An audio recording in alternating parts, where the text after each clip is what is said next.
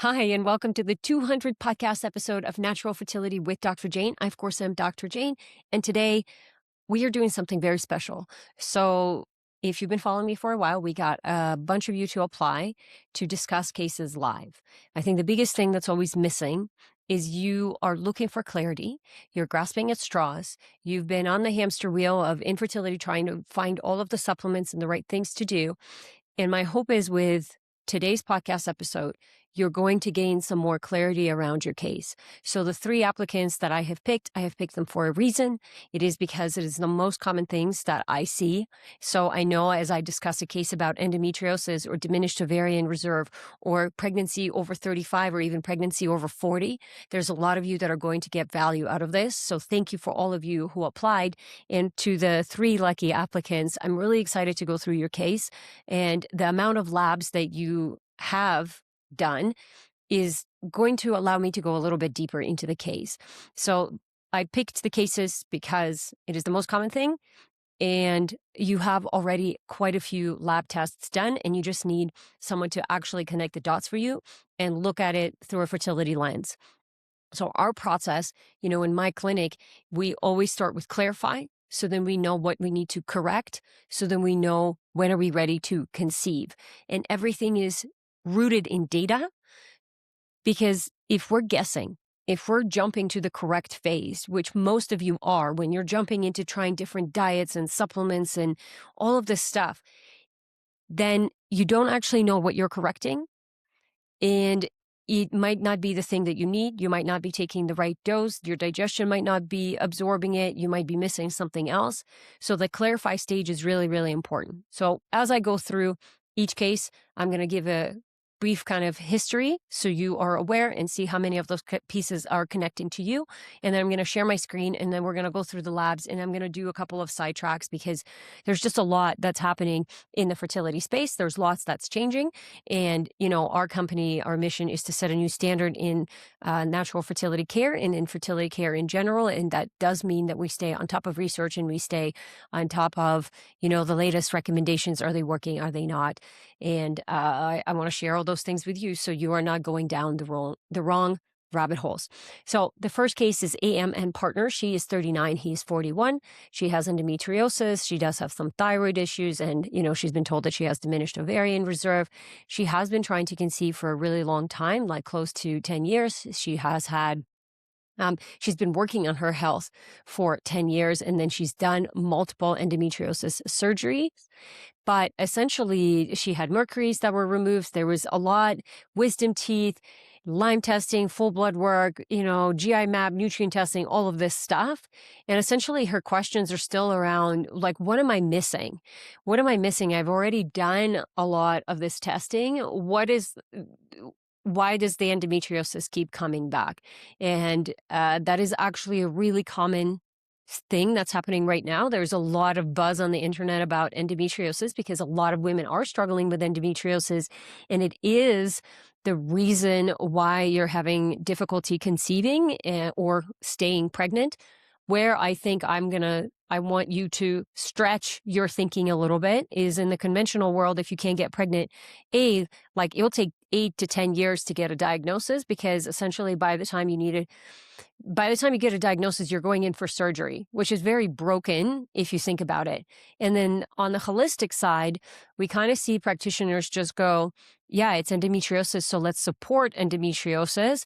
And nobody's asking the deeper question of, why do we have endometriosis in the first place? And so this is one of the reasons that surgery isn't working, is because you're not treating the root cause of why the endo is there. So when you remove the endo, but you haven't removed the inflammation, the toxic load, the microbial imbalance, the hormonal imbalance that comes with it, the trauma, the stress, the blood sugar dysregulation.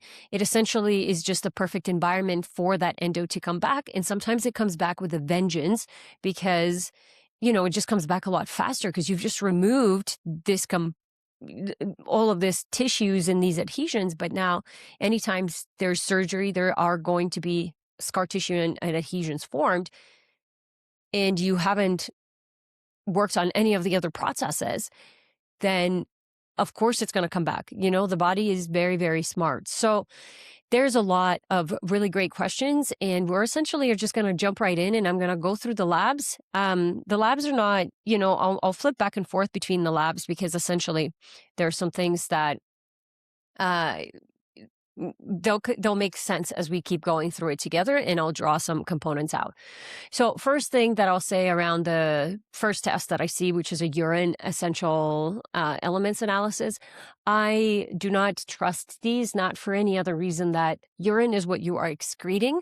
So it gives us an idea of like, okay, you have some low minerals and an imbalance there, but it doesn't tell me what's going on in the blood and what is actually like within the red blood cell or within the white blood cell to be used. I do prefer to run a nutrient panel and to actually look at the levels of nutrients that are available within the blood. Now, even those, sometimes it's difficult to, I don't want to say trust, but there's a lot more that will come out in terms of the accuracy and seeing, is it in the plasma versus in the red blood cell? What are the levels? Which magnesium are they testing? So on and so forth. So when I see this, I think about, okay, it tells me that there's some nutrients that are deficient, but I definitely would not jump into the copper, and I'll tell you why, especially when a woman has endometriosis, and I'll draw that out in a second, but there's a really big connection with copper, estrogen, and iron, and zinc, and immune system dysfunction, that when we add copper without understanding all of the other components, you can actually be creating a lot more of a mess. So 4 a.m., if you are supplementing with copper, I would be very, very careful, and I would be wanting to double check the nutrient levels. So we'll run a nutrient panel by US Biotech that has the copper zinc ceruloplasmin ratio. It has all the magnesium, zinc, molybdenum, manganese, cobalts. So then we can see what's in the blood. And then obviously, and then there's the urine analysis of it. And what are you excreting and what are you metabolizing? And we can match that up. But just based on this, I would not say that you have low copper. You might have a lot of free copper that's unbound, that's causing a lot of issues, but I would not be supplementing on copper just on this. So really, really, important. I think when you have, there's a couple of, components that she wrote about the endometriosis surgery and then having ureaplasma and BV, those things have come up negative. I think that's really important to rule out, but I'm also always looking, what is the accuracy of the test? When did you actually test these things? So there's times where infections are quiet and there's times when they're loud. If you're testing when infections are quiet, you're not going to catch anything. So it's going to show up as negative. And this is where I think the nuancing of doing testing at the right time in your cycle and making sure that potentially we're even taking things to help push some of these infections out, whether that's glutathione or NAC, that would be, that's important, because when someone is unwell and they know, and like endometriosis, there is a microbial component, there's an infectious component, and everything is showing up clear. I just know that the infection is hiding versus it's not there. So then it's figuring out what test you need. Is it mold? Do we need a more extensive blood work testing to assess the antibodies and that kind of stuff? So, I think it's good that you have ruled that out, but I'm not convinced that there's nothing there. The Anita hormone chart, I love seeing these. There's a couple of things that I would right away that's missing for me is I don't know what's happening in that second half of the cycle. And I think the biggest mistake that women make is they'll look, and not because it's because you don't know. Yeah, it's not because you're doing something wrong. It's when we know better, we can do better. I have no idea what's happening in that second half of the cycle. And with endometriosis, there's a really big component of progesterone resistance and estrogen dominance. So right now, I can see that the estrogen is there, and there are some cycles that's a little bit low and that FSH is spiking. So there's definitely a component of perimenopause that's happening. And in my opinion, women are in perimenopause when they are over the age of 35. And we have to stop fearing menopause as this thing that just happens in a year. It's just like puberty doesn't happen in a year. The female brain starts to go through puberty, and I mean the male as well, but we'll talk about the female, at 9, 8, 9, 11. that's the female brain starts to go through puberty. And then you start to see the budding of the breasts. And then typically within 1 to 2 years, you're going to start to see the menstrual cycle after that. And then it takes another, 7, 8 years at least for the brain to finish developing. So it is this 10, 15-year process. So perimenopause is the same thing. After 35, you are going to start to see a decline. It's not a cliff. It's not an all of a sudden, oh my God, I have no eggs left. All my eggs are bad. But when you have oxidative stress, when you have inflammation, all those things are adding up. So with women with endometriosis, they have, let me just share it back again, they have progesterone resistance, essentially. So the receptors on the progesterone receptors have not developed properly, and they essentially have a hard time accepting that progesterone. So there's different kinds of work that we need to do. I'll use a lot of homeopathics to help support that. But of course, inflammation, blood sugar, estrogen balance within the progesterone. So my advice to you is to track for the entire cycle. So start on day, 5 or 6 or 7, and then track until at least day 21, 22, but ideally 23. And I would want to see that progesterone higher than estrogen after ovulation. And that could be, now, if it's not, you typically need supplementation. Now, the supplementation is, we want a really good level bioidentical progesterone. We want to understand the dose. And then, so when I'm testing with my patients or I'm giving them the dosages, I'm getting them to test these things so I can see and I can make sure that that progesterone gets above the estrogen and stays there. So then the following cycle, we're going to see a much healthier ovulation and all of the symptoms will go down.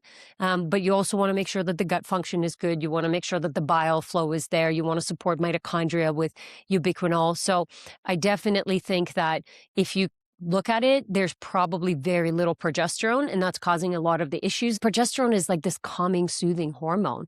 So when we don't have it, not only do we feel anxious, but our immune system is dysregulated.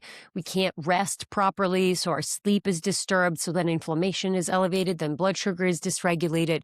So we need healthy levels of progesterone to overcome infections and to feel safe within our nervous system. She's also had some really good stool analysis testing done here. And the things that stand out to me right away is the phyla, the Bacteroidetes versus the Firmicutes. I used to run a lot of this type of test. We've switched to another one because I get a little bit more detail and a little bit more accuracy. But, that Akkermansia is the one that really helps with the terrain and essentially making sure that the gut mucosa is set and lining of the gut lining. So the Akkermansia species, we get it from our mom. And when it's deficient, I think a lot about being depleted, especially in that mothering energy. So where is that mothering energy going? Who else are you mothering? Or is it just you never got it and there is that lack of kind of connection to your own feminine energy? And then when I see the bacteria phyla that we're supposed to see lots of, and it's quite wiped out, I'm concerned about the health of the gut and how that's related to hormones. And how it's related to the immune system.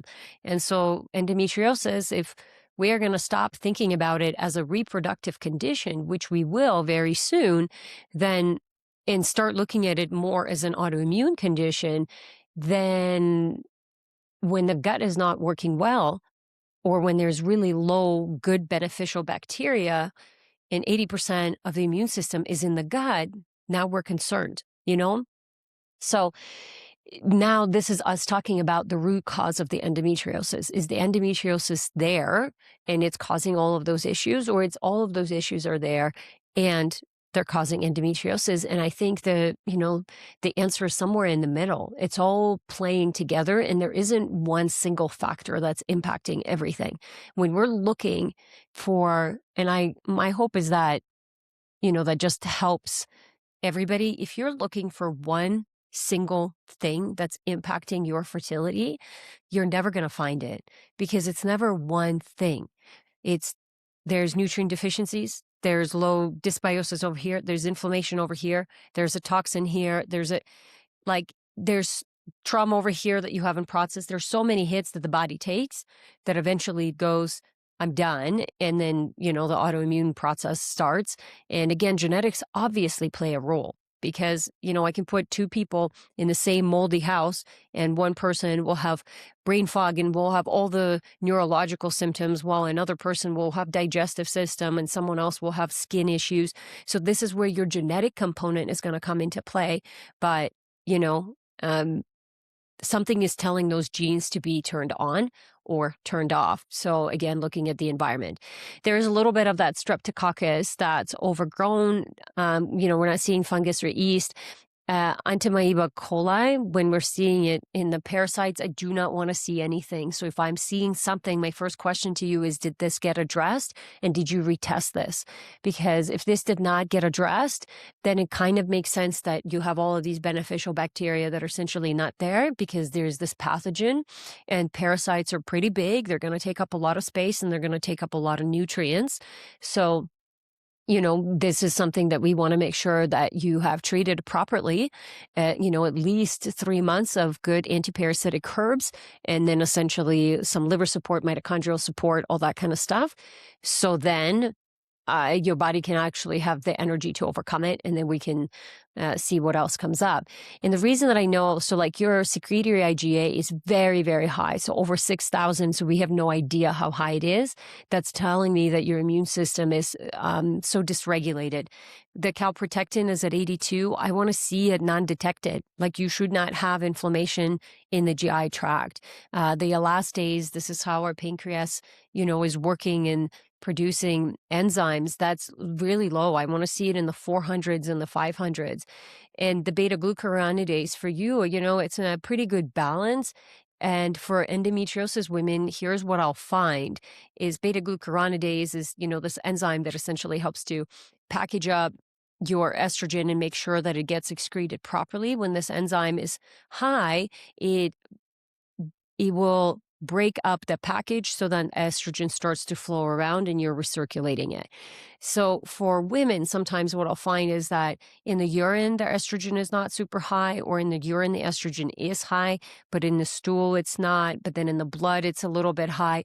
It's measuring all of these different levels of estrogen and then essentially figuring out, is this a high estrogen issue or is this a circulating of the estrogen? Because sometimes that estrogen is just concentrated in one area, and be that your breasts or your uterus and the ovaries and the reproductive system. So then you have a lot of these GI symptoms and a lot of endometriosis growing around the GI tract versus in the breasts where we have the really heavy fibrocystic breasts.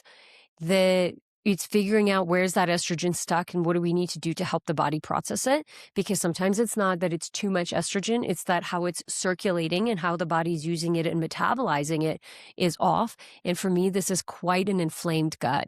So there's not a lot of things, like I wouldn't be touching, there's no point of doing really high nutrient things because the body just doesn't have the capacity to be able to absorb them. So I do think that this is a very high inflamed gut, and that's kind of my question to you is, what did you do with that? Did you treat it? What happened? Is it any better? What was the protocol? And my hope is that this kind of helps everybody from a perspective of, if you run a test and you find a bunch of things, and your test is only as good as the interpreter, right? So the whole point is that you're going to get a second opinion here, and you're going to get a much deeper lens on a much more that fertility lens is, I'm looking for optimal. I'm not looking for just good enough. And what kind of symptoms do you have? Because I'm assuming you don't have insane amounts of diarrhea and bloating, but you probably feel bloated with most things you eat. You probably feel, there's probably some extra weight. There's probably some dysregulation that's uncomfortable. Point being is, if you're going to run a test and you find all of these things that are wrong, what are you doing with that information? If you just run the test and then you don't do anything, and then obviously you don't even retest, how do you know whatever you did worked? And then why are we jumping to the next thing? Because to me, if somebody interpreted this for you and they said there's not that many things that are wrong, they're missing a lot. They're missing a lot. When I see an immune system that's upright, just that immune marker alone makes me go, what is happening with her body? Like, that is stress. We use US Biotech, and we use the gut IQ, and they'll run a histamine component as well, and iron metabolism, which I find is super, super valuable because I bet that that histamine is really high. And I know you have questions around histamine, so we'll get there. But there's a lot in that stool analysis that my question is, did that get addressed? The BT charts look pretty good. There's a couple of things that are dipping, but for the most part, they look okay. So there's probably an estrogen rise, just not enough, or progesterone rise, just not enough. Now, before we go into the male partner, there's a couple of things that I want to help write out and connect the dots when it comes to endometriosis, just so you guys know, and hopefully you can see that. So there's two triads to endometriosis. There is an estrogen imbalance, there is a histamine component, and then there is inflammation. And to draw in this copper piece, so estrogen, copper, and iron metabolism is all very, very closely connected. As you can see, that estrogen is the link, is the link between these two. And for a woman with endometriosis, the histamine is being, and the infection and the inflammation is being driven by some kind of infection, some kind of microbial imbalance. On this test that you have, we see lots of imbalances in the gut. I would be curious to see what the vaginal microbiome is doing, and have we had that assessed? I think when we're looking at hormonal balances, I don't see like a really good, day 2, 3, day 19 to 23, and even the inito progesterone levels in that second half of the cycle, what's going on there? I think the nutrient panel is super important to understand this. So the copper is connected with the zinc and the ceruloplasmin. And I apologize if my writing is a little bit off here. So there is free copper and there's bound. Ideally, you want the copper to zinc ratio to be 1:1. When we are pregnant as women, that ratio starts to go 2:1, and, will get as high as 4:1 or even higher right as we're about ready to get into labor. And so that's a natural state of the pregnancy, is the copper is higher than the zinc. So we will test, that's part of our nutrient panel. We will look at the copper and the zinc ratio. We'll look at the free copper versus not, and we'll look at the ceruloplasmin, because the ceruloplasmin is the protein that binds to copper. And so when that ceruloplasmin is low, then it's not going to bind to copper. And what happens is that free copper starts to rise. The immune system is taxed, so the zinc starts to go. That's why that first urine analysis, I don't believe it. I don't believe that you have low copper. I think you probably have that low ceruloplasmin, and you probably have high free copper and very low bound, because the ceruloplasmin is a protein. So if it's a protein, now we're looking at digestion and absorption. And in order to digest and absorb protein, we need certain prebiotics and fibers within the gut to be able to make protein into usable amino acids. And the amino acids can then restructure themselves and build themselves into, peptides, which is really popular right now. And then the peptides go into whatever tissue that they need to go into and literally rebuild the entire system. So the simplicity of it is that you need enough protein, but you also need good fiber and good digestive tract function in order to be able to assimilate all of these things. So when we have free copper going around, that's actually very toxic to the nervous system. So a lot of neurological symptoms, and whether that's that shooting and sharp pain or headaches or migraines or even anxiety and that kind of agitation feeling, I see that a lot in my women with estrogen, with endometriosis.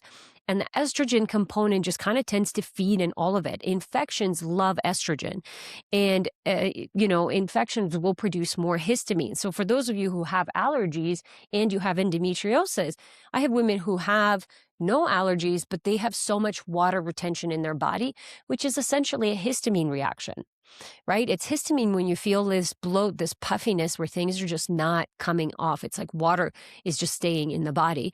And the estrogen is going to drive the infection, and it's going to then drive up the inflammation, which of course is going to tax the immune system. So then the ceruloplasmin is this protein that actually gets depleted when the immune system is taxed.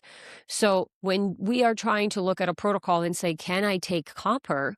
I go, well, let me understand what else is happening. Because if I feed copper to you and there's potentially iron dysregulation, which again, a lot of women with endometriosis will have, and iron is very inflammatory. I know the iron transfusions have been really popular, but the body is not really designed to have such high volume of a very harsh molecule.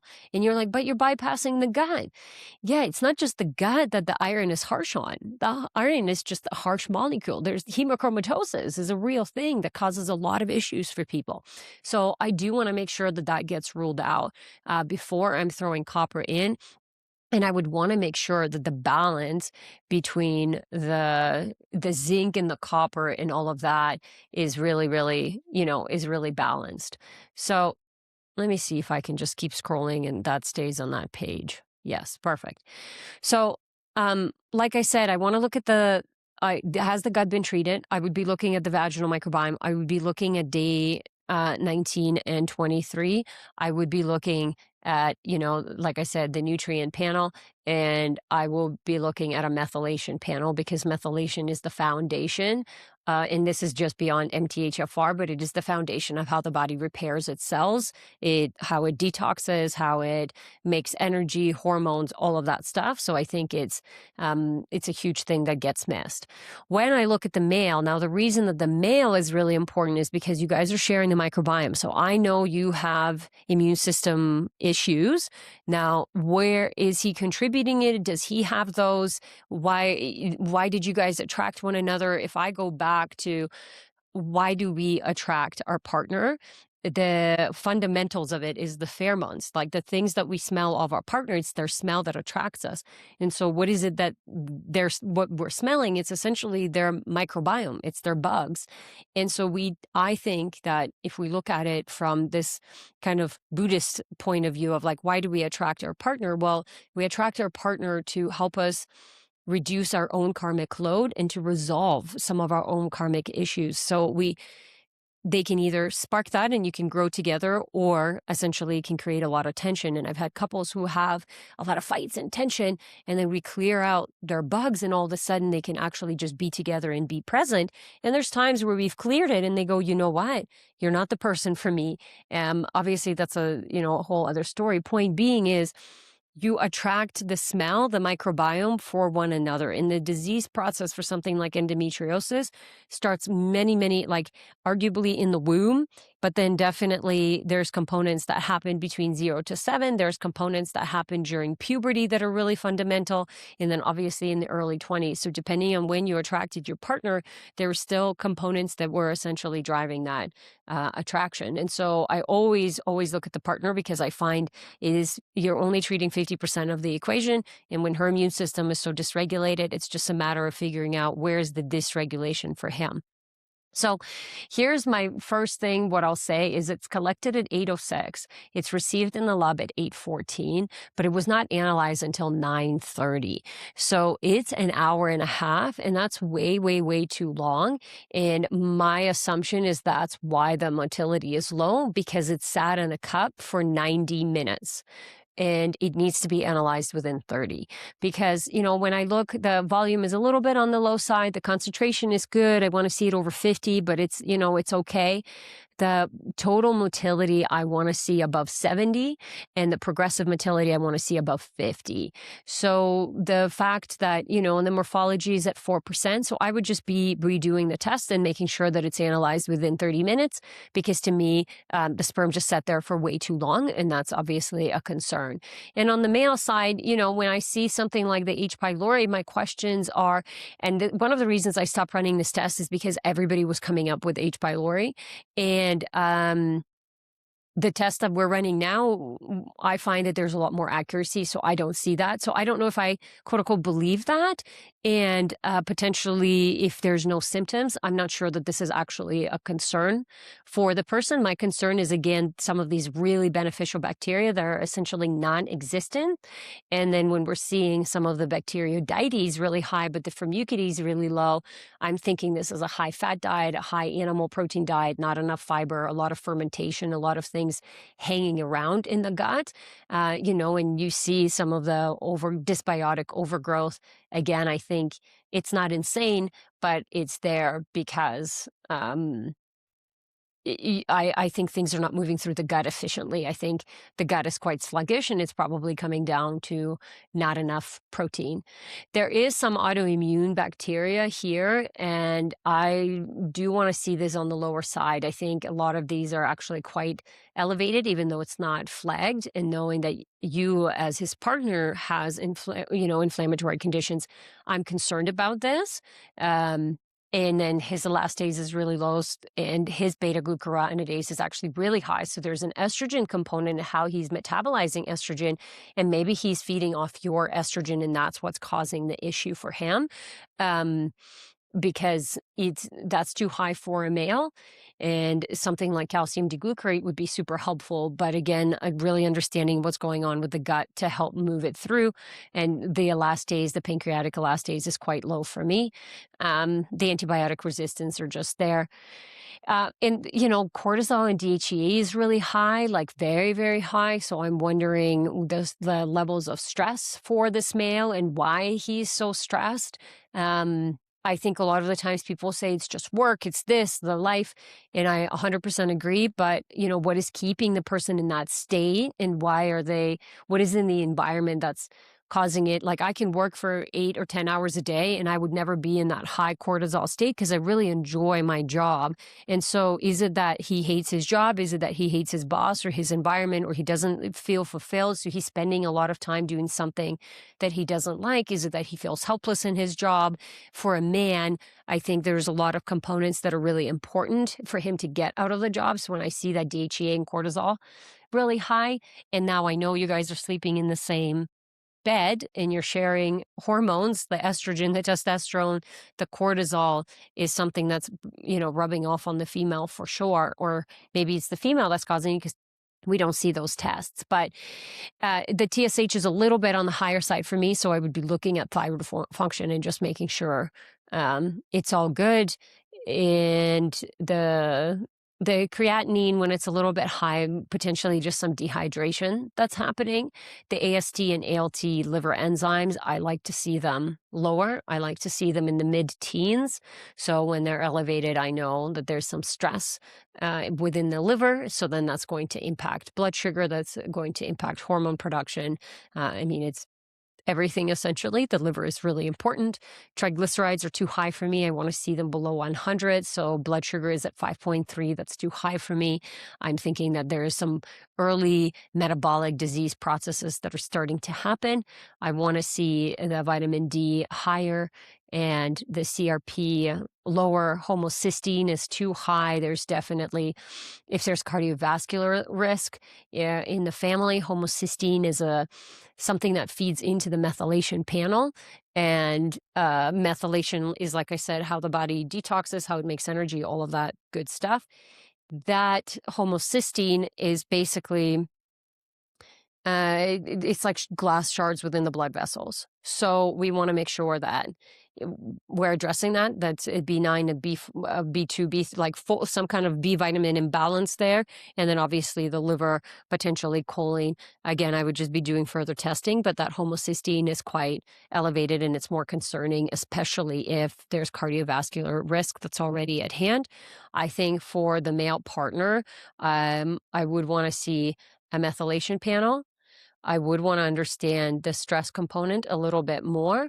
We already had the gut, but I would potentially just retest the gut and see what's going on. I would definitely just retest the semen and make sure it gets tested properly. And then, there's nothing that's like really quote unquote bad here, except that stress is really high. it's understanding a little bit more about what is that stress and how is it causing the testosterone to be elevated or not to be existed. And those are the things that are kind of missing for me. There isn't enough there in terms of um, understanding. Like, I'm assuming this is a hormone production versus, is this blood or is this urine? Because basically, if it is blood, then it could be, hey, did you have a really spiky morning? If it's like literally you came in and there was traffic and you slept really poorly, and it's, um, how soon after waking did this get tested? And then, when you look at the testosterone, it's definitely on the lower side. The estradiol is present, which is good. The progesterone is present, which is a good sign. And the DHEA is just really high. So the adrenals are pumping it out. And again, if this is urine versus um, blood, it tells us different information. So I would just want to do a little bit deeper understanding here and potentially doing like a CAR response, a cortisol activating response, cortisol awakening response. So then you could see the cortisol throughout the day and what's happening. So hopefully that is enough for this case. Like I said, the histamine issues and the immune system issues, what I want to wrap up with there is it absolutely, endometriosis is no longer going to be part of the gynecological group because it is not a disease of the uterus only. We are seeing it as more of autoimmune, inflammatory, kind of chronic inflammation diseases. And when I'm talking about that histamine, estrogen, and infection, inflammation component, it's very much understanding what is the microbial imbalance, what is the terrain, or the lack of that terrain that's essentially allowing the pathogens to run the show, and that becomes the terrain. And we can take it deeper, but the histamine, you cannot address the histamine on its own. You have to address the infection. You have to address the mitochondria. You have to address the methylation and support the histamine because you want to get that out of the system. But if you're just looking at histamine, you're essentially, and like I said, if you guys can get anything out of these, me walking through these cases, if you're looking for one thing that's causing an issue, you're never going to find it because it's actually usually a combination of multiple things. And what I'm seeing in practice now that, I didn't see 5 years ago is the complexity of the cases. And I do think that our environment has a lot to do with it. There's a lot of complexity to every case that I'm seeing. And maybe it's because I'm just way more thorough now. And so I look at things a lot deeper, but it's, essentially, we want to make sure we're not missing. We're not just looking at one component because it never is just one component. So let's go into the next case. JOB and partner. So she's 42, he's 44, diminished ovarian reserve, and, just feeling really dismissed by her doctors because there's just been lots. So she did have an IUD. My question is how long that IUD was in for.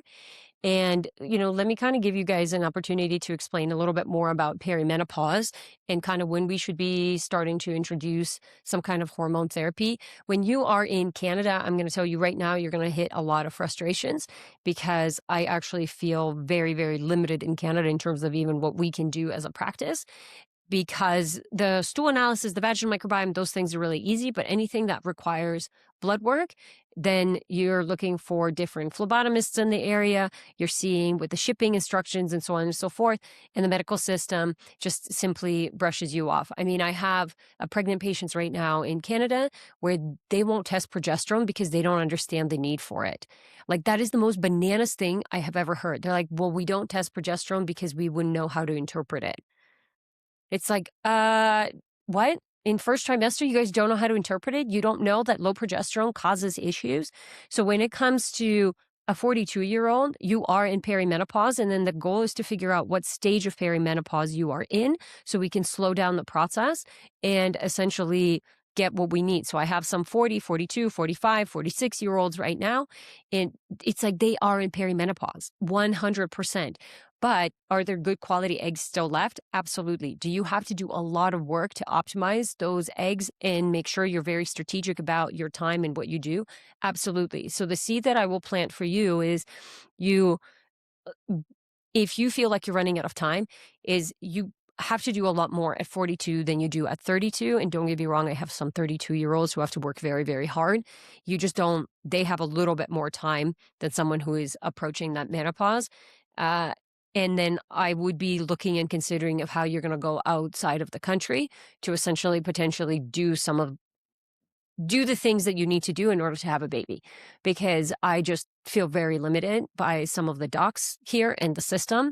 So I would just plant that seed, because there's a lot of people, like, you just travel over to Europe, or you travel over and you can have fantastic treatments and fantastic outcomes, where you're just not going to be able to get that here because they follow a certain process. And I think because there's a lot more people who are doing that, like they are traveling in different places, we are starting to see the holes in our own community, where we go, what the hell? Like, these people are doing all of these things. Why don't you do any of the testing? And it's essentially, they're just limited by the system. That's it. They're not, that's not where the research is. That's not where, the latest and greatest information. They're just being told this is the only thing that you can do. So there you go. That's the only thing that you can do. So I find that is a concern. So let's start with the mirror testing. And so I like this because now at least we get to see a little bit more of that progesterone rise. I'm assuming you're not on progesterone, but you're just taking some of the progesterone herbs that you are doing, which is really great. What I don't see is a really nice peak in LH. So the communication between the brain and the ovaries potentially, or depending on when you are testing, there is a little bit of a peak in that estrogen, but it's quite low. And then the progesterone is coming up. But again, my question is this natural, or are you doing some kind of progesterone therapy? I do always want to see it much, much longer, because I want to see what's going on. Overall, this is it's on the low side. So it just tells me that it helps me understand that you are in that perimenopause stage, and it's making sure that you support this. Some of the things that jump out at me right from the blood work, and there's a lot of fragmented information. So I think this is the case for a lot of you guys, where you've collected a bunch of different testing, and it feels like you're doing a lot of testing, but when you actually look at the information, it's not that much information. And then when you're retesting, you're just retesting the same things, as opposed to what is the missing piece? Like, what is did the lab that I ran the first time, what was it that I learned from it? What did I do? What did I implement? And then how did that change it? So a lot of the times the basic blood work is there's a couple things that are going to stand out. And then if you're retesting the exact same thing, then great. Whatever you did that actually change it? But when I see that initial testing, what I'm thinking about is like, well, what about this? What about this? What about this? So you're actually missing a lot of information. So I'm very cautious. Like, I've been talking about testing for so long. What I don't want you guys to do is spend your precious time, energy, and money on doing like really random pieces of information that are fragmented and then trying to put them together, which is what I feel like a lot of people are doing, which is why I picked these cases. But I actually feel like it creates so much more anxiety for you, because you feel like you're putting in all this effort, but that effort is like 2% of what you need to be actually doing. And not that you're not doing enough, it's that you are doing the wrong things, because you have no idea what it's like. The iceberg picture, it's like you just see the top of the iceberg. You have no idea what's actually causing it and how deep down it goes. And so it kind of gives you this false sense of hope that like, okay, I'm doing it. And usually it's after a couple of years, you start to get tired, because you're like, I have been doing so much. Why isn't this better? And it's not better because you just don't have enough information. But the thing that stands out for me here right off the bat is those electrolytes are quite off. So the sodium I like to see higher, but the potassium is quite low, and the chloride is off. So I'm wondering about, do you feel cold? Do you feel like things is the energy in the body just really low? It feels like things are not flowing through, that metabolism is really slow, because that electrolyte essentially component is going to help to invigorate. Electrolytes is electricity. It allows for cells to communicate with one another better. And for a follicle growth perspective, now we're even looking and thinking about calcium, magnesium, sodium, potassium, and that fluid that has to move in and out of the follicle. And can it do it easily, or there's not enough energy in the body for it to actually do that? So I think those electrolytes are important to look at. The lipases, and, even the albumin that's low, I'm kind of thinking again of protein consumption. I'm thinking of gallbladder and liver function. I'm thinking of pancreas function. I know there has been any stool analysis testing, but there is a sluggishness, I think, within the digestion. And that's probably the sluggishness within the system altogether with that sodium and potassium, where things are just cold and they're not moving through. I think the progesterone, I'm assuming that was, day 21, looks good for that cycle. And then again, you're just getting little random pieces of information here where there's not enough for me to interpret. There's another time where your sodium and potassium are quite low. So, and maybe you tested this one in the second half of the cycle versus the first half of the cycle.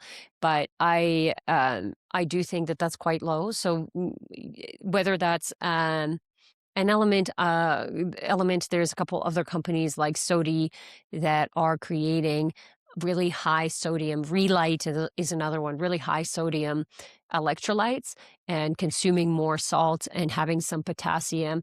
And again, I just kind of curate the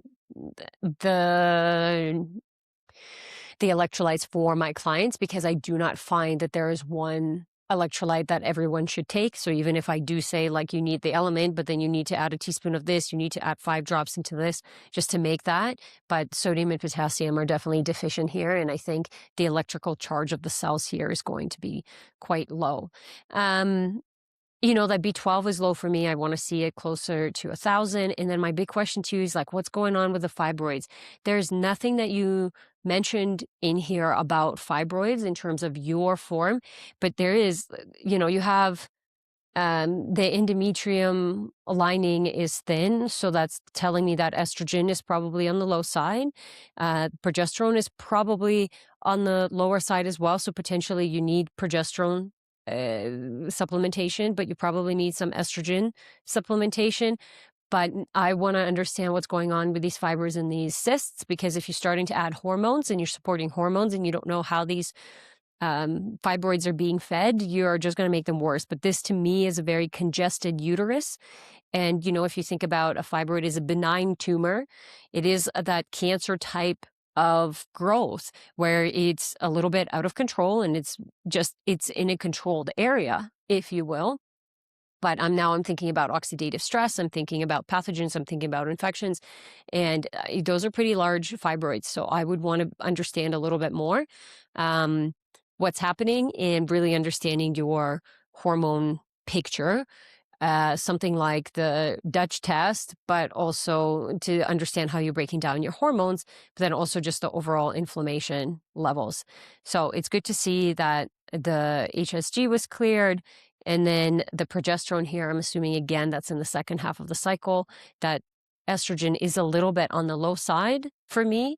And in the luteal phase, that 37 is not terrible. You're definitely still ovulating, but there's for sure some room for improvement.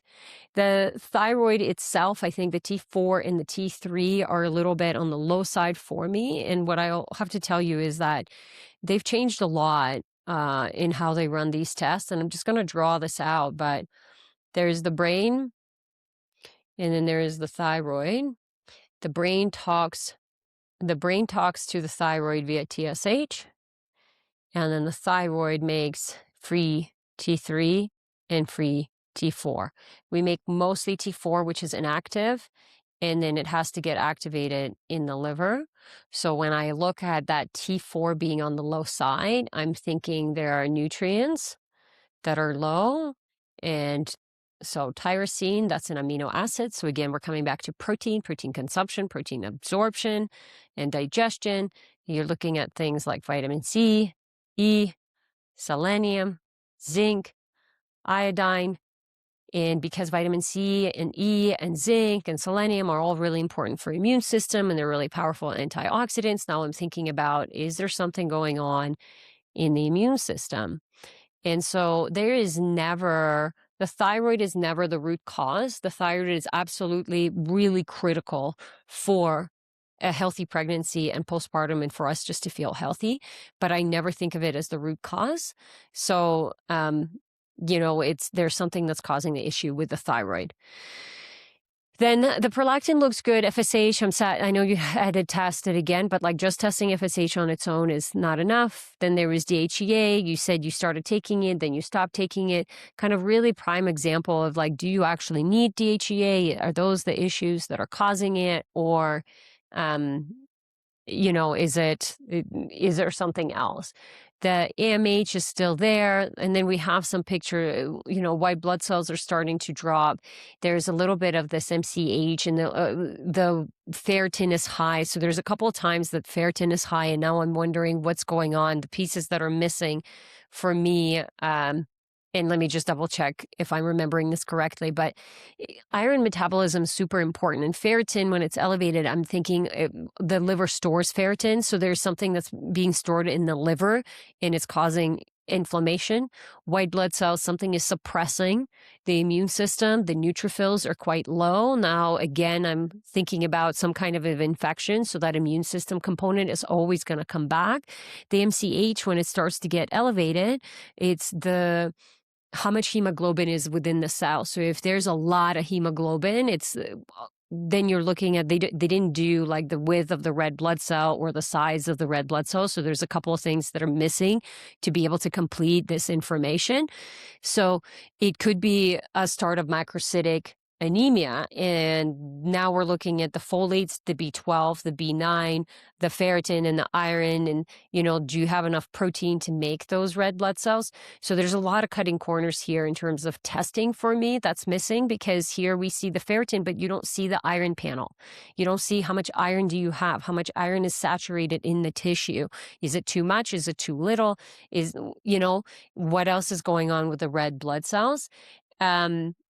I think that, and there's quite a few, I apologize, it looks like the tests are just the way that we've connected them. The tests are duplicated. Your lipids look good, which I think is a really good sign in terms of like perimenopause and how well you're taking care of yourself. When I'm looking at cortisol in the morning, my biggest question is what time of day did you test it? What was the morning that you had?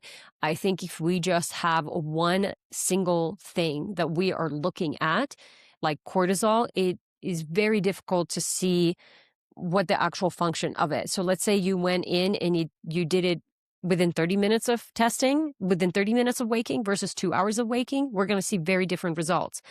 If it was about 2 hours of waking, and then when you drove in to go get your test done, you actually witnessed a car accident or someone tried to cut you off and you got really stressed out or you were late for an appointment, that's going to be a very different test. So understanding the circumstances that the test was done in and trying to be as neutral as possible is always, really helpful.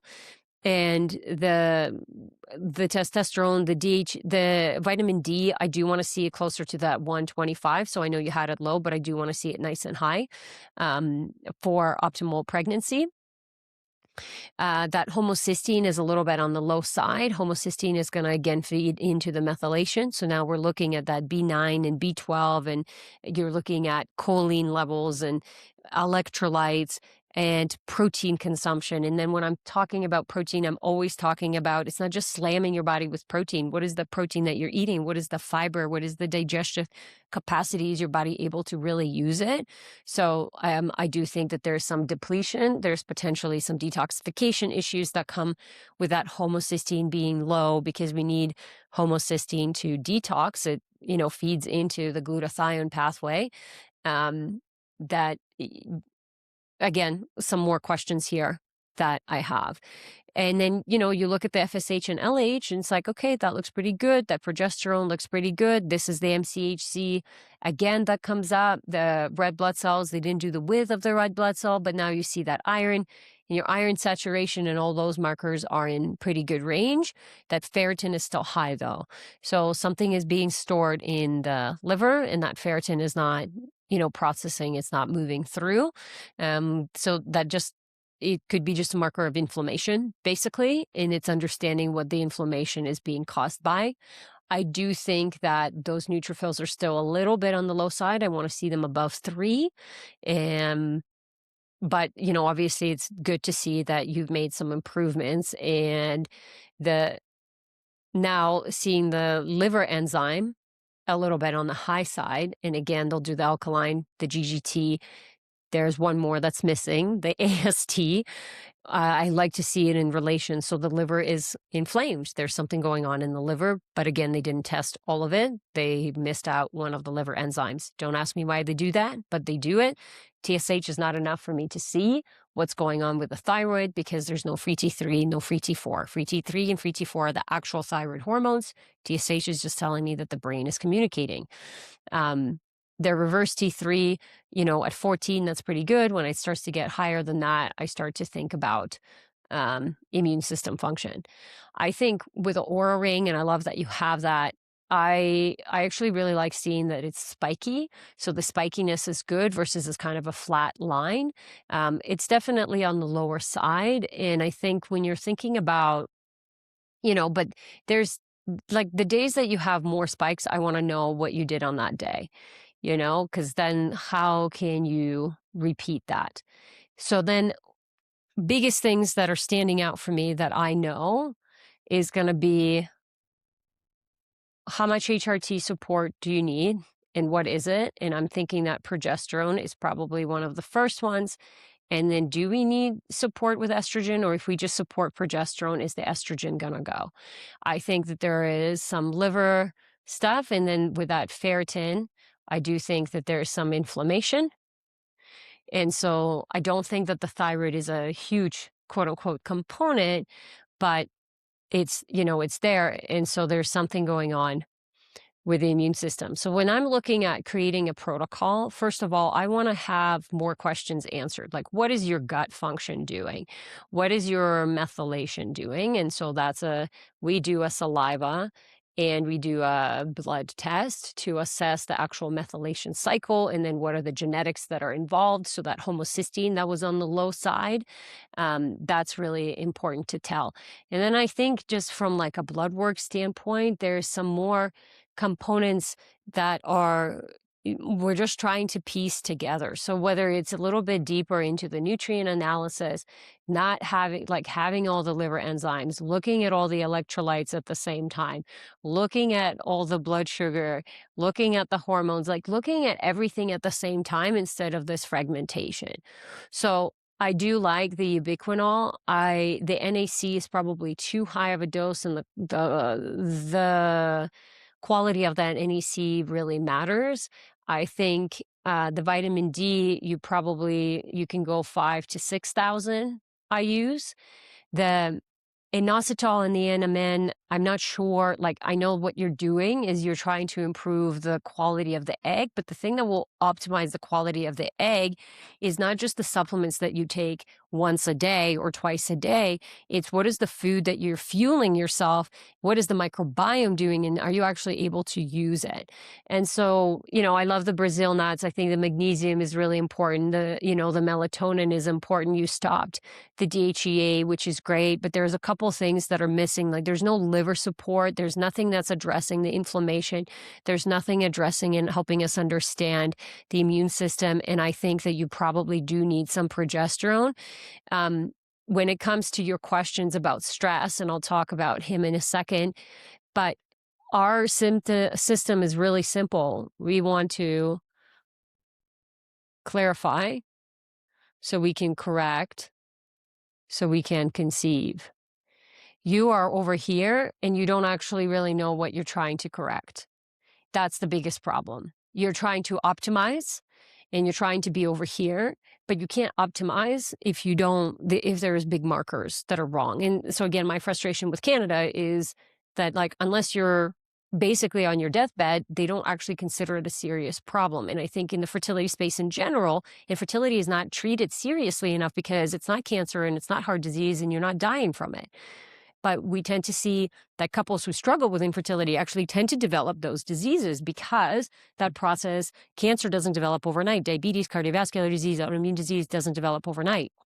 So for me, I would ground myself into doing some more testing before I go in and start to change it. Because it's like, do I think that you need omega-3s? I don't know. I don't think, is the inositol the thing that's missing? I don't think so. I think you probably need a higher dose. I just do one dose of 600 and making sure that is a good I'm not sure the brand of the ubiquinol, but the brand of the ubiquinol really matters. So we use BioClinic Naturals, and I love that one on the Canadian side. But, I don't do prenatals because I can curate the exact electrolyte protocol for my patients. And there is some electrolyte imbalances for you. So there is the potassium, there is the sodium, there is potentially the zinc that you need. There's maybe some iodine that you need, to support some of the estrogen and the thyroid component that's related. But I wouldn't try to correct until I really clarify what's happening. And then when I look at his, it's the same thing. It's like, these are all the things that are quote unquote studied and researched to help support it. My question is, do you actually need that? And I don't know, because there's not enough testing to say that, yes, this is exactly what you need. Because for his sperm analysis, the big things that stand out for me is that pH is way too high. It should be below 8, ideally 7.5 to 7.8. So a high pH within the semen, just like a high pH within the vaginal microbiome, tells me that there's probably a microbial imbalance. So then it's, what kind of infection is it? The collect and the receive date looks good. So it's like, within 30 minutes that it's there. The morphology looks good. The motility is quite low for me. And the sperm concentration is quite low for me. He should be at 50 million per mil, and total motility should be over 70. Progressive motility should be ideally over 50. So I think that there is, there's something going on with I don't think it says how many days of abstinence. So that's important to know, because if it's more than 3 days, then it's old sperm. And then, we have, here's what I want like people to demand is, if the collection is at 806, it's reported at 721, but when did they analyze it? Like, you need to understand when it was analyzed, because again, if that motility is really low, that's the first thing that's going to go when it took too long to be, took too long to actually be analyzed. And the semen volume is, again, how many days of abstinence, and that semen pH is quite high. That concentration is quite low for me. At 18 is very low. So these parameters, you guys, are IVF thresholds. So if you don't want to do IVF, you cannot look at these reference ranges. You need, 7.2 to 7.8. There's definitely such thing as too high pH in the semen. So we are, starting to run things like the seminal microbiome, obviously the vaginal microbiome, blood work, gut, to understand what's going on. But motility, you're thinking about mitochondrial function, and concentration, you're thinking about, hey, like, is this a brain issue or is this a testes issue, that the brain is not telling the testes to make sperm, or the brain is talking to the testes, but the testes don't have what they need to make lots of sperm. So, and I think for the men, it's just, it's not enough in terms of the actual testing. So the B12 for me is a little bit on the low side. And the neutrophils, I think, are also a bit, no, his neutrophils are pretty good. I don't know if this is just dehydration, to be honest. And then the GGT, ALP, the ALT, again, I want to see that below. I want to see it in the teens. So a little bit of something going on in the liver, but this is very high cholesterol. So that is blood sugar, probably. The triglycerides are quite high for me. I want them below 1.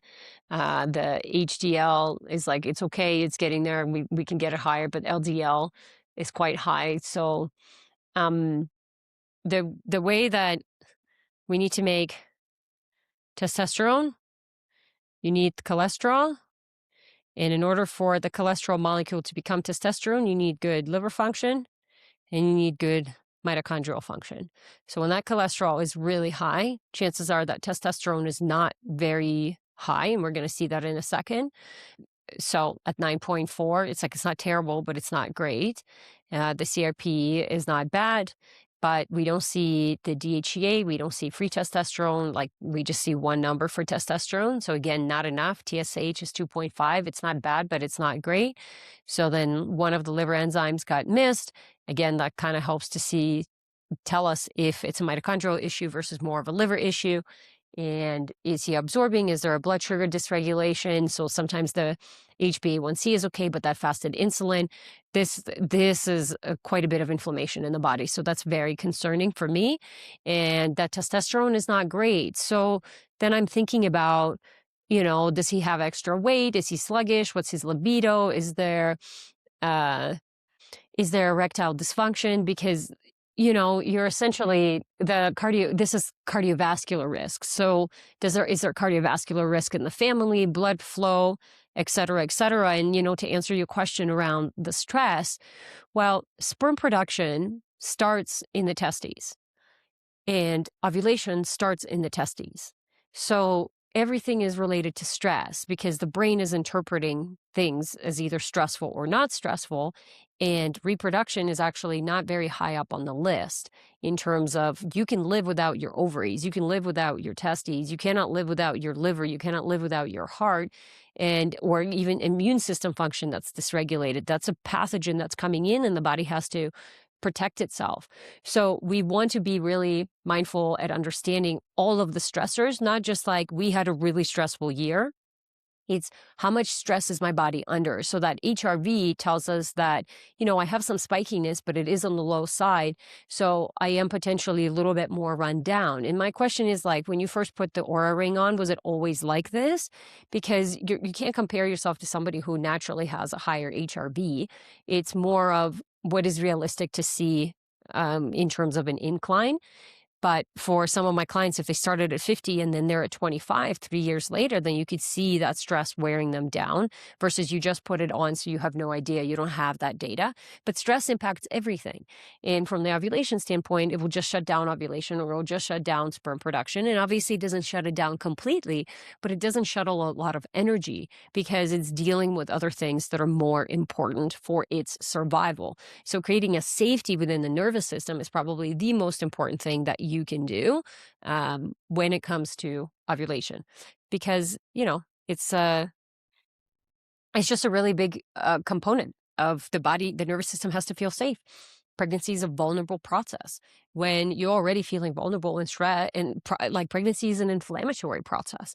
So when you already have a bunch of inflammation, the body just can't handle the stress on the body. And then we start to see either you're not able to get pregnant or you're starting to see a lot of complications during pregnancy or postpartum and that kind of stuff. So yeah, stress is a really, really big component.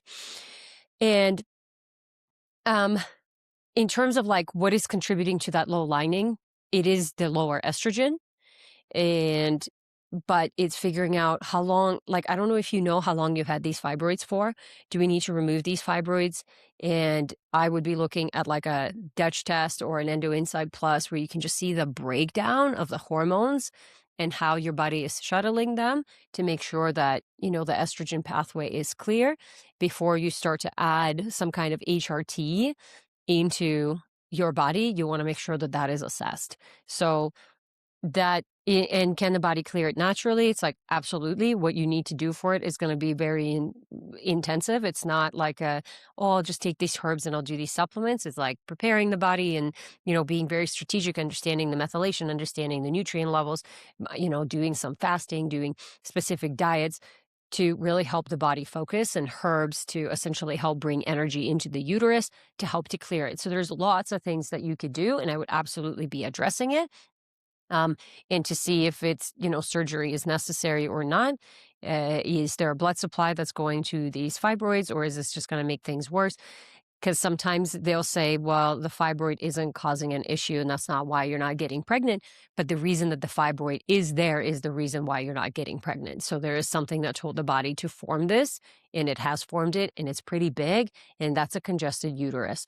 So that lower estrogen could just be the body naturally trying to downregulate the growth of this fibroid. So I think doing a vaginal microbiome or even a uterine microbiome to see if there is an infection of some sorts that's essentially causing this growth to happen.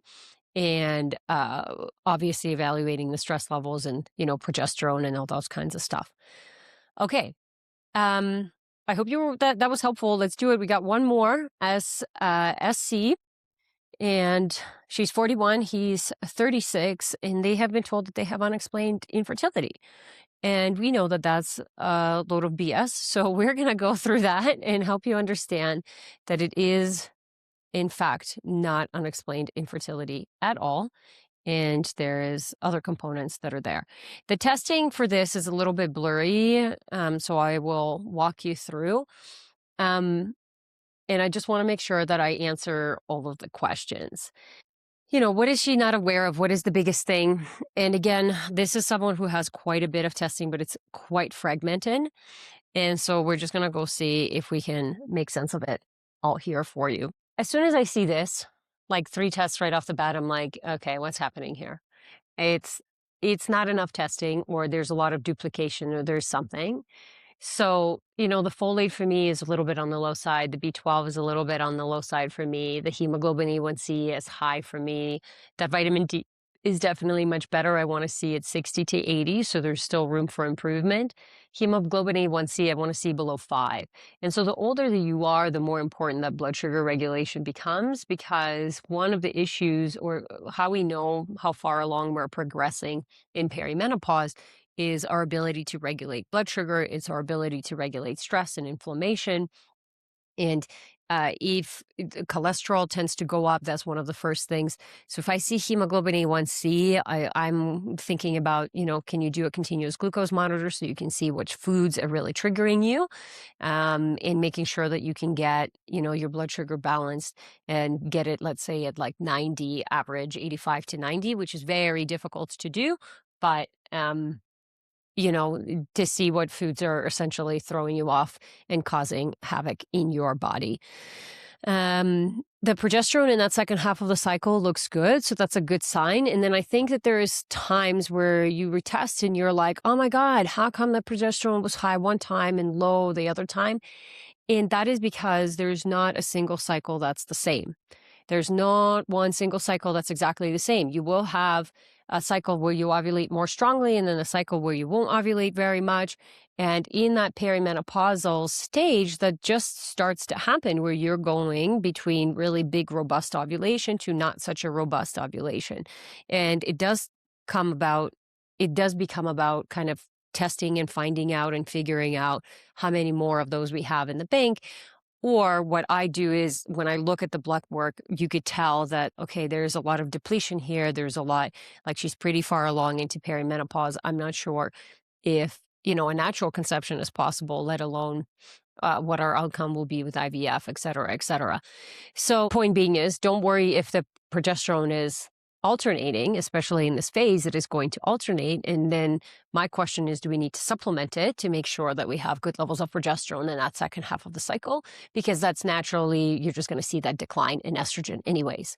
I think over here, I see that the liver enzymes are good. Again, that sodium and potassium is too low for me. And so the electrolyte balance, electrolytes are like the charge of the body. And when we have low electrolytes, it's essentially things are just not going to be moving through as well as they should. So that's something that's really important to remember, that I think is a simple thing.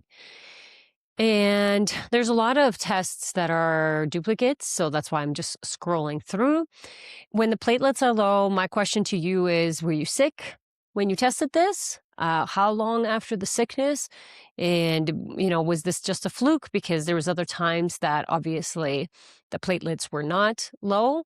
So was it just a one-off? The monocytes, I want to see them as low as I can. The same with the eosinophils. I want to see them below 2%. That kind of tells me a little bit more about histamine and parasites and allergic reactions, or bacterial with the basophils. So if I'm trying to be picky with the tests that I have, it's telling me that there's probably more to explore here, especially since the platelets are low. But again, you could have been really sick when you tested that, or 2 weeks after you were sick. And so the system just has not covered it. Just another tip for you guys, when you're going in for blood work, you should be going in first thing in the morning. You should be going fasted, usually within 1 to 2 hours of waking. No electrolytes, no supplements. You should be taking at least a couple of days off supplements, ideally 3 to 5, before you're going in to test, so we can kind of get an idea where the body is at. And you're trying to create the same conditions. So I either test my women on day 2 and 3 or day 19 and 23. It's very rare that they're coming in on other times of the cycle. especially when we're doing full blood panels. So then I kind of know what I'm comparing. I'm comparing apples to apples. I'm trying to compare the system in the same state instead of in multiple different states.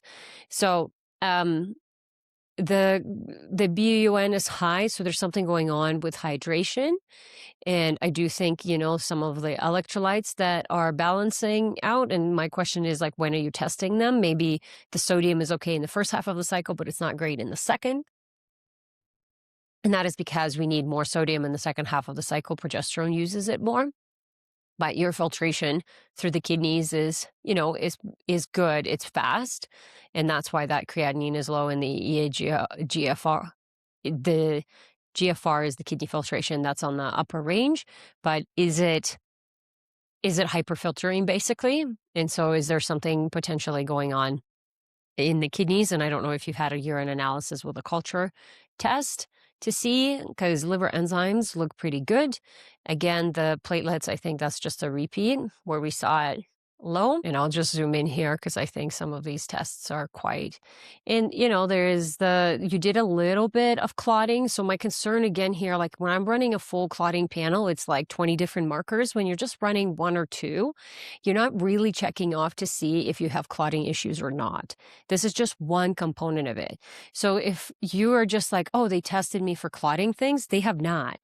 They have not tested you for clotting things. You need like a full clotting panel. And, if you, including like in the APS panel, the antiphospholipid syndrome, to rule out and make sure that that's not a component. Not to mention things like factor 2, factor 5, MT. It's just like that's not enough to tell me that you don't have any coagulation issues. It tells me that this component of it is right, but this is what I mean by when information is really fragmented, you don't actually have all the information. Now, when you have this iron that's elevated and you have the iron saturation that's high, I would be looking, I would retest this and make sure. So if you just retested it and this is the first time that you've seen that iron up, okay, iron that's elevated and that saturation that's really high, hemochromatosis is something that I want to rule out on a regular basis. Even though your ferritin is not high, it might be not high because you are still menstruating. So when you are menstruating, you're losing that blood, but iron is an inflammatory molecule. So having it elevated, I'm now thinking that there is inflammation. So there's definitely something here that I would just want to rule out and check and make sure that, it's not in fact an issue. And then I see that those platelets, kind of rebalance themselves. So that's good to see. The monocytes are still hovering at around 8%. And I'm assuming there's, nothing crazy. It looks like there's nothing crazy within the immune system. And I'm not sure why you're testing the PT and the INR if you have coagulation concerns. But again, it's not a full panel, so it's not giving me enough. I think the B12 and the folate can definitely be optimized more. The blood sugar still needs to be regulated. I want to see more vitamin D. I think these are some of the same panels. I would do something like continuous glucose monitor for you because I'd want to see how your body is balancing and managing that glucose on a regular basis. When I'm looking at the thyroid, the T4 is, it's in a better range. It's a little bit lower than last time, and the reverse T3 is in good range. I don't look at the thyroxine like just the regular T4 and T3. It needs to be the free T3 and the T4, just because the accuracy of those numbers isn't there. But that TSH, if anything, is dipping towards hyperthyroidism. And again, I'm not sure what your state was. Was this in the morning? Thyroid is definitely going to be fluctuating. So if I can get you to test at the same time all the time, you can actually compare apples to apples instead of, okay, what was different this time when you tested? It's good to see that your cycle you are seeing the BBT, the temperature rise. It does dip a little bit, so it does tell me that there's probably something going on with that progesterone, because that progesterone should be elevated the whole time, and there is a dip in most of the days, most of the time. So that progesterone, unless you're testing at different times of the day, so that's really important. If you're testing, you woke up at a different time, then you're going to see different things pop up. And then, when I look at these like progesterone support and it has all of these things, my question to you is like, do you need all of those things? I think that there could be quite a bit of noise here, and I'd rather see you add ginger and cinnamon and fennel into your diets. The red raspberry leaf tea, I'm not sure that it actually does anything for progesterone. It does other things, obviously.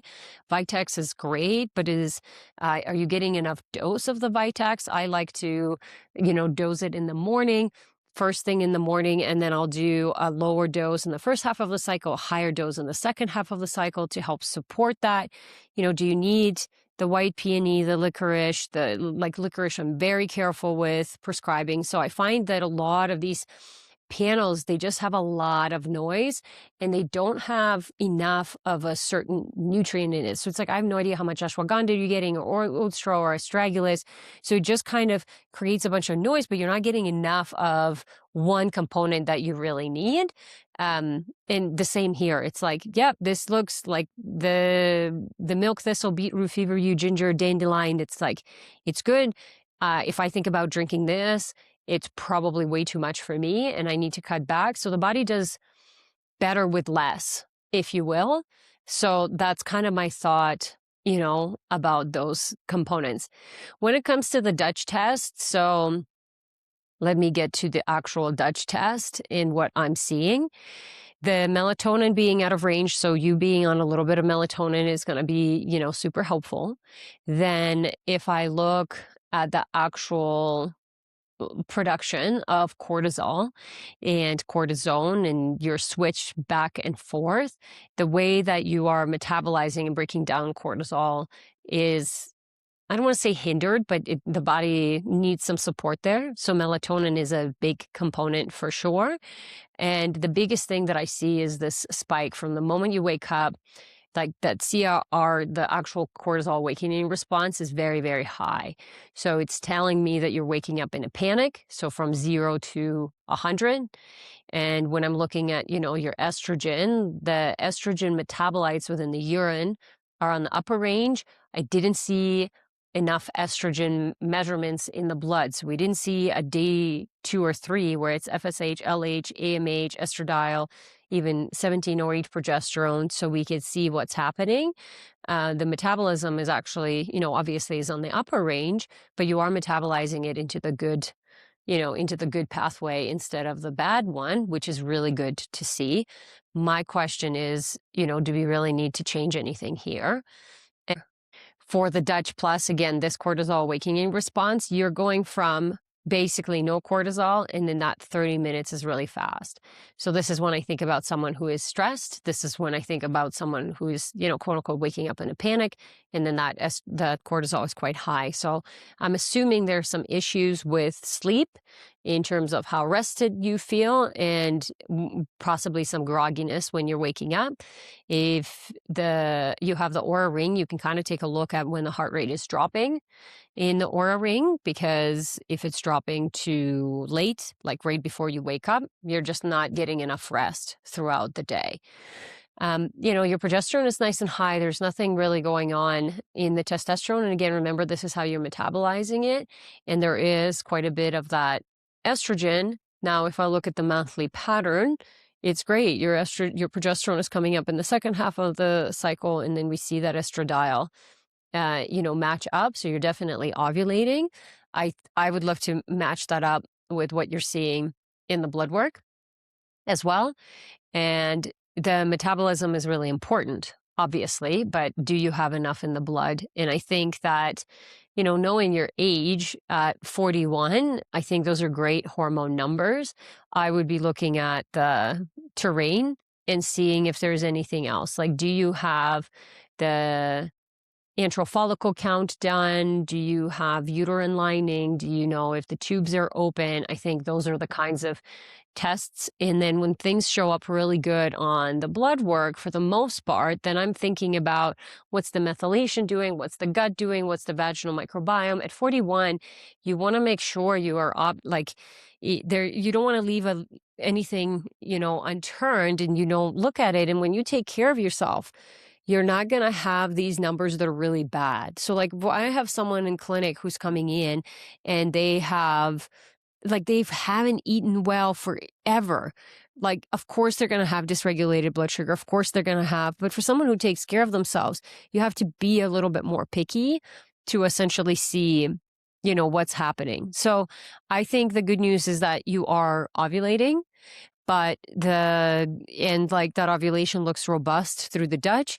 You can totally retest the Dutch if you want to. I'm not sure it's going to give you any more information. I'm not sure what it's going to change because hormones in your treatment, because hormones are not the root cause. And if you now that I see that, I want to see what's going on in the gut from a standpoint of are you breaking down that estrogen and is it being recycled?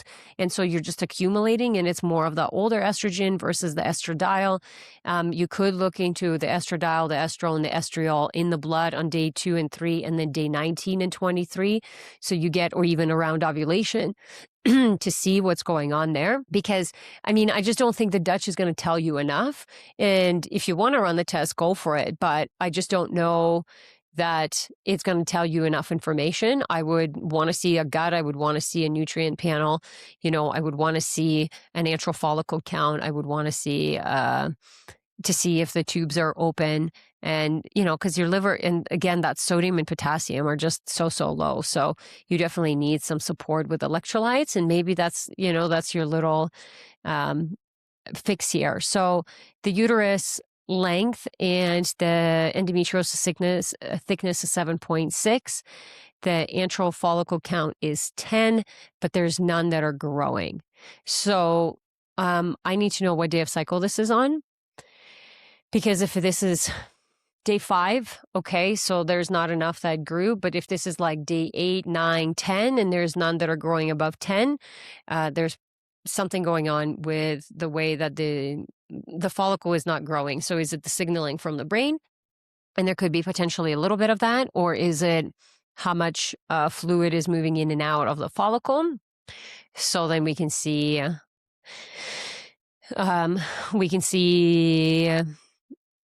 whatchamacallit, is it the fluid is not moving in and out of the follicle. So basically the follicle can't grow and it's not responding. And, with the progesterone, I think prometrium, I don't see it working very well for a lot of my patients because it has titanium dioxide. It is with peanut oil. And so, it's not great. There's a lot of allergens there. But the letrozole tablet, sure, what happened with the letrozole tablet? Did you take it? How did it go? You now have some subcutaneous progesterone that they're trying to do as well. And did you actually end up going through with this or not?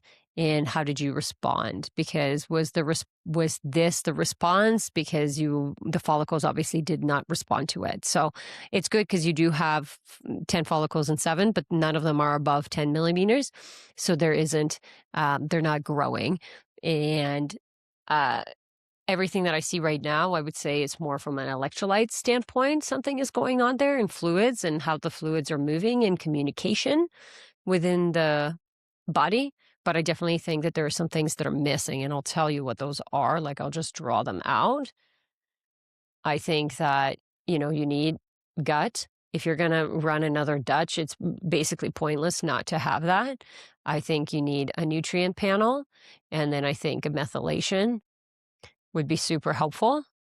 Sorry. And the methylation would just be super, everybody in our practice needs to run a methylation. And here's what I'll tell you right off the bat, that morphology is quite low for me. And that, especially for, I think you said he's 34, 36. The volume is okay. That pH is very high. So something is going on. How many days was abstinence? And then the head defects, 82%, I would be running a DNA frag. So DNA fragmentation will tell us. If you have really high DNA fragmentation, the egg quality at 41 is not going to be the same as at 21. So I know you said, the partner is not super duper on board. I think, and it's not a matter of like if the partner's not on board, it's like, does he actually understand the implication and how things are working? I'm just going to look at data. So for me, I would want to retest and see if that pH is high. Has it been 2 to 3 days abstinence? Did they actually look at everything? Because total motility for me is still low. I want to see it over 70%. And then the concentration per mil is 48.8, which is great. The total volume is a little bit low for me.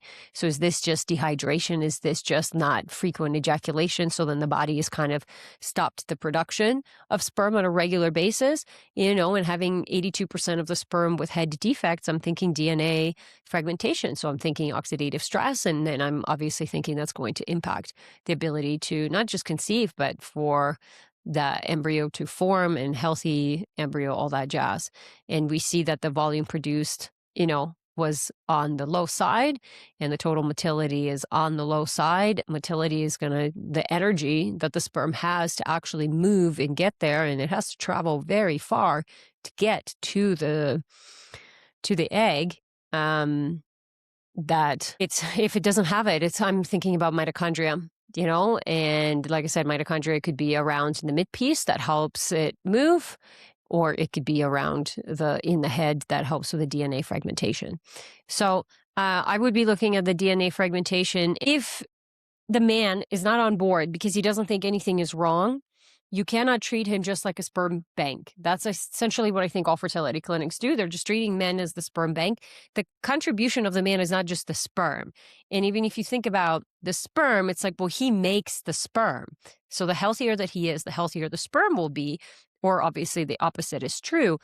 And if he makes new sperm every 72 days, let's say, right, it's that 2 to 3 month mark, then that sperm has the imprint of his lifestyle.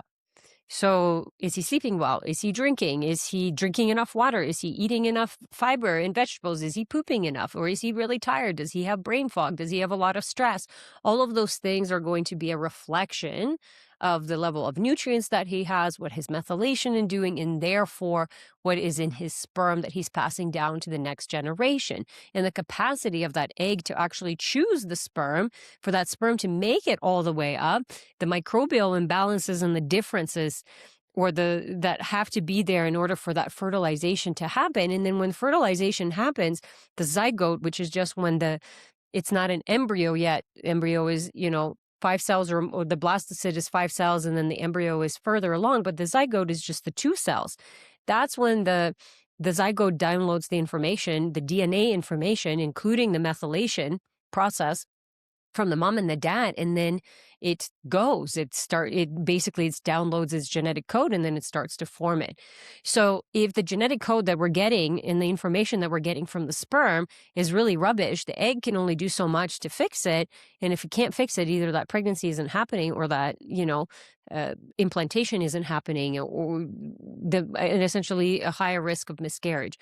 So I think that as a woman, if I was in your shoes and I'm 41 and I have this male partner who's 36 and I have a couple like that, and she's actually even older than that, it's not about what he thinks. It's about your biological clock.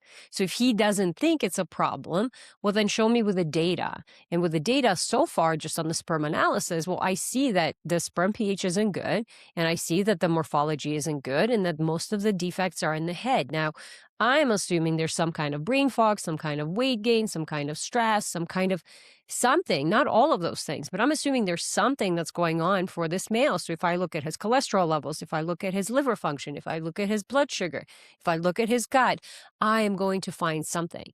And it's not about me finding and looking for problems. I see the problem. I need to understand what is causing that problem to be there. So if the sperm is not good, then where is the problem coming from? And so when we're looking at just hormones, that's not the root cause. Hormones are messengers. They're acting because something is telling them to do that. So if that testosterone is really low, or estrogen is really low, or progesterone is really low for women, then I'm like, well, what else is going on? So for this case, for SB, okay, the progesterone, that estrogen actually looks pretty good, and we can see that things are, but the information is so fragmented. Like, even when I looked through it, it's like, what's going on over here? And this is missing. And then this random marker is missing. And this is missing.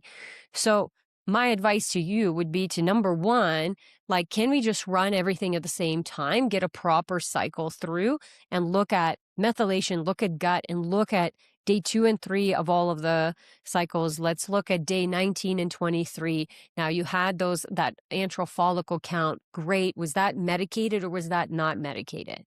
If that was medicated, you definitely didn't respond to that medication. So then why didn't you respond to that medication? What else is going on there? And then, is it the quality of the progesterone that you're on? Is there something else that's going on in terms of the nutrients and the stress and the inflammation in the body? And so when you're 41, you just have to be very picky because you're at the end of your fertility window. You have to put in a lot more quote unquote effort. And I genuinely, like, everybody who is in my practice, they have to put a lot more effort because it is a disease. Like, infertility is a disease. It's just not, like I said, treated as seriously as it should, because it's not cancer, it's not diabetes, it's not like, you're not dying from it. But if you look at research and you look at studies, and women and couples who then go on to develop these diseases also tended to struggle with fertility issues, and that is because it's connected to blood sugar and ovulation and egg quality and mitochondrial function, nutrient levels, all of that stuff.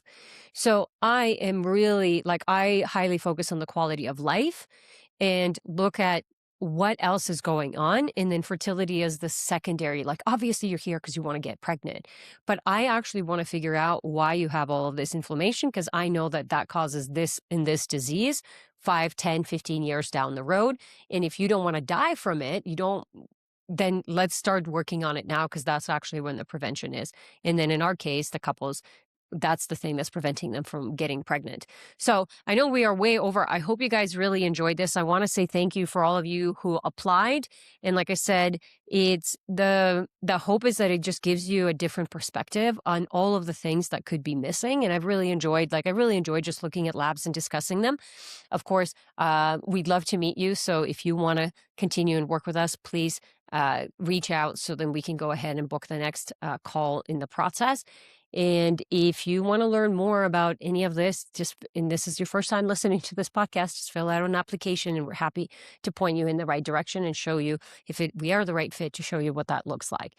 So thank you guys again so much for being here. Thank you for listening. 200 podcasts recorded, which is insane to think about, because, that's 4 years, almost 5 years of sitting down and recording things. So thank you so much for being here. I appreciate you, and we'll see you soon.